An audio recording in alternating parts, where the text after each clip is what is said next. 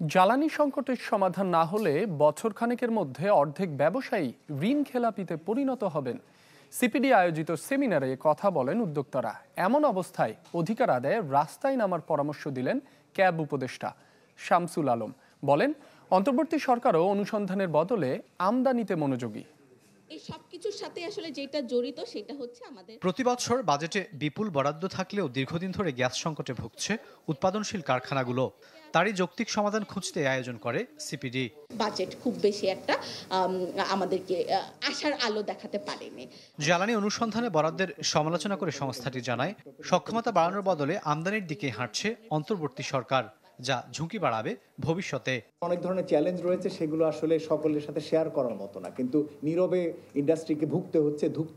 আমরা মোর আসলে রিনিউয়েবলস, মোর আসলে সাস্টেইনেবিলিটির পয়েন্ট থেকে যেটুকু এনার্জি দরকার সেটা, এবং অল্টারনেট অন্যান্য যে সমস্ত অপশনগুলো আছে সেগুলোকে প্রমোট করার পক্ষে।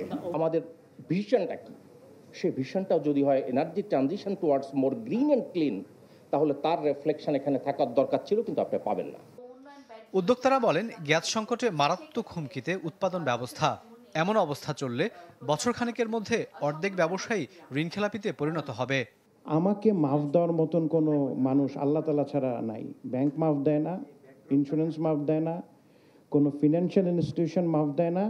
তিতাস বা পেট্রোবাংলা যিনি আমাকে গ্যাস দেন, উনিও কিন্তু 23 তারিখের পরে মাফ দেয় না। কাচিটা নিয়ে লাইনটা কাটার জন্য রেডি থাকেন। ইন্ডাস্ট্রি কি বন্ধ করে দিব?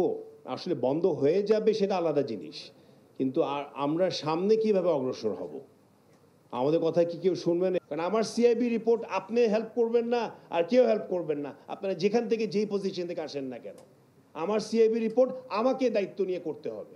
আমরা বলেছিলাম আমরা এই প্রাইস দিতে পারবো, দিব, যদিও কষ্ট হবে, তারপরও আপনারা আমাদেরকে আনইন্টারাপ্টেড সাপ্লাই দিবেন। এ সময় জ্বালানি নীতি নিয়ে অন্তর্বর্তী সরকারের সমালোচনা করেন জ্বালানি বিশেষজ্ঞ ডক্টর শামসুল আলম। অধিকার আদায়ে পরামর্শ দেন ব্যবসায়ীদেরকে রাস্তায় নামার। আপনাদের প্রতি ঘৃণা বাড়ায়েন না, অধিকার প্রতিষ্ঠিত করার জন্য লড়াই আসেন, আমার সঙ্গে রাস্তায় নামেন। আদালতে আসি, আপনারাই আদালতে যাওয়ার পয়সা জোগাইছেন এর আগে, এখন এগুলো কেন বোঝেন না যে আপনাদেরকে অধিকার প্রতিষ্ঠিত করতে হবে? সরকারি প্রতিষ্ঠানগুলো এখনো ফ্যাসিস্টের মতো আচরণ করছে বলে জানান ক্যাব উপদেষ্টা। যদি আপনাদের অবস্থা এই হবে তাহলে 5ই আগস্টের কোনো দরকার ছিল না। রাকিব আল জাবেদ, চ্যানেল 24, ঢাকা।